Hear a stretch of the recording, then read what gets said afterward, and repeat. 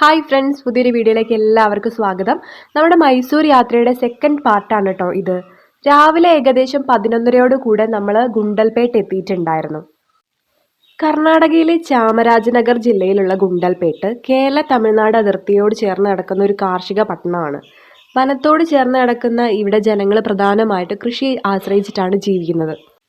ദേശീയ പാതയോരത്ത് പലയിടത്തും പൂപ്പാടങ്ങളിലേക്ക് സഞ്ചാരികളെ ക്ഷണിച്ചു നിൽക്കുന്ന കർഷകരെ കാണാം. പൂക്കൾക്കിടയിൽ നിന്ന് ചിത്രം പകർത്തണമെങ്കിൽ കുറഞ്ഞത് 50 രൂപ നൽകണം. ഗുണ്ടൽപേട്ടിലെ ഉൾപ്രദേശങ്ങളിലേക്കുള്ള പൂപ്പാടങ്ങളിൽ ഇത്തരത്തിൽ പണം നൽകുന്ന ഏർപ്പാടില്ല കേട്ടോ. എല്ലാ വർഷവും മെയ് മുതൽ ഓഗസ്റ്റ് സെപ്റ്റംബർ വരെയാണ് ഗുണ്ടൽപേട്ടിലെ പൂക്കൃഷി. പെയിന്റ് നിർമ്മാണ കമ്പനികളിലേക്കാണ് ഇവിടുത്തെ പൂക്കൾ അധികവും കയറ്റി അയക്കുന്നത്. പ്രധാനമായിട്ടും ചെണ്ടുമല്ലി.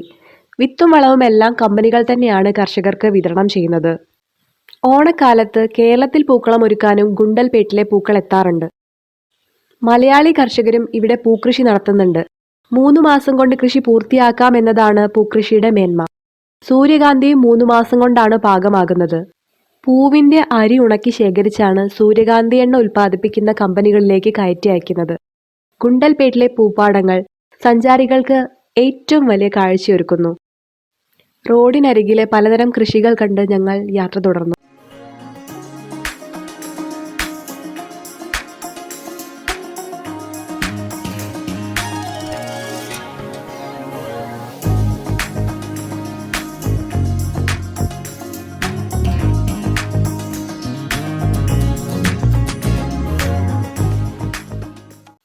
യാത്രക്കിടയിൽ റോഡ് മുറിച്ച് കടക്കുന്ന ഒരു കൂട്ടം ആട്ടിൻ പറ്റങ്ങളെ കണ്ടു. ഏതൊക്കെയോ സിനിമാ രംഗങ്ങളാണ് ആ സമയം മനസ്സിലേക്ക് ഓടിയെത്തിയത്.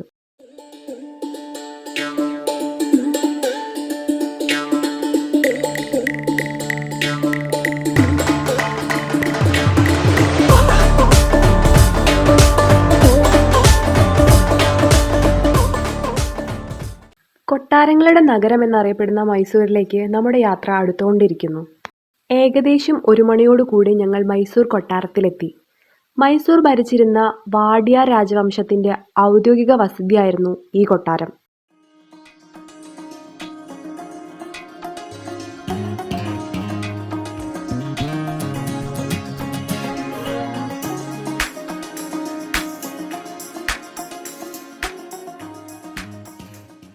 ഇൻഡോ സാർസനിക് എന്ന വാസ്തുശൈലിയിലാണ് ഈ കൊട്ടാരം നിർമ്മിച്ചിരിക്കുന്നത്.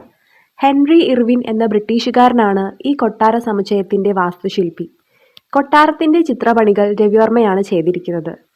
എല്ലാ വർഷവും നടത്തുന്ന മൈസൂർ ദസറയുടെ പ്രധാന വേദി ഈ കൊട്ടാരമാണ്.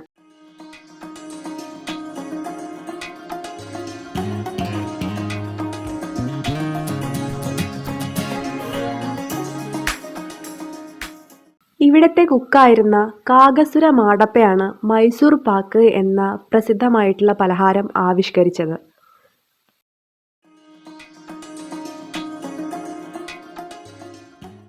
പാലസിൽ നിന്നും ഞങ്ങൾ നേരെ പോയത് മൈസൂരിലെ പ്രസിദ്ധമായിട്ടുള്ള സൂയിലേക്കാണ്. അതിൻ്റെ വിശേഷങ്ങൾ വേറെ വീഡിയോ ആയി തന്നെ ഇടേണ്ടതുണ്ട്. വൈകുന്നേരം 4 മണിയോടുകൂടി മൈസൂരിലെ കാഴ്ചകളെല്ലാം കണ്ട് തിരികെ ഞങ്ങൾ യാത്ര ആരംഭിച്ചു.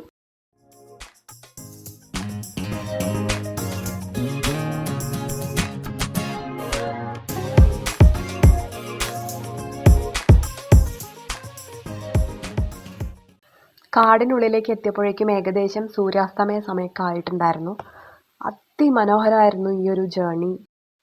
ക്യാമറയിലൂടെ എത്രത്തോളം അതിൻ്റെ ബ്യൂട്ടി മനസ്സിലാകുമെന്ന് അറിയില്ല. അതൊരു വല്ലാത്ത എക്സ്പീരിയൻസ് ആയിരുന്നു ആ സമയത്തുണ്ടായിരുന്ന യാത്ര.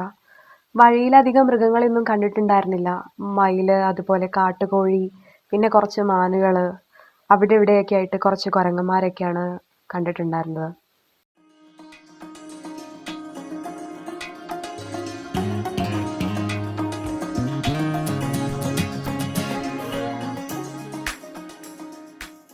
കാടിന് നടുവിലൂടെയുള്ള ഈ സമയത്തെ യാത്ര തന്നെയായിരുന്നു കേട്ടോ ഏറ്റവും വലിയ ഹൈലൈറ്റ്.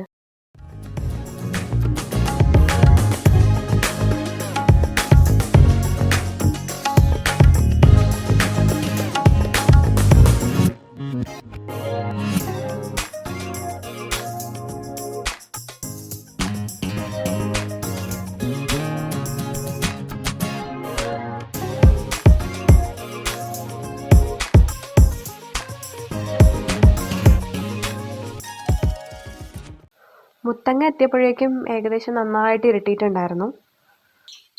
അങ്ങനെ ഞങ്ങൾ റൂമിലെത്തി ഒന്ന് ഫ്രഷ് ആയ ശേഷം പിറ്റേന്ന് രാവിലെ ചുരം ഇറങ്ങാമെന്ന് തീരുമാനിച്ചു.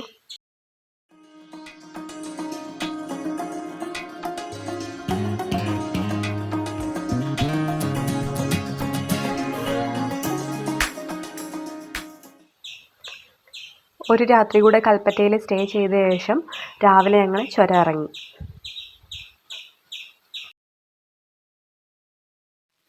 ഓർക്കാൻ അങ്ങനെ കുറച്ച് ഓർമ്മകളുമായിട്ട് ഈ യാത്ര ഇവിടെ അവസാനിക്കുകയാണ്. അപ്പോൾ അടുത്ത വീഡിയോയിൽ വീണ്ടും കാണാം. അതുവരേക്കും ബൈ.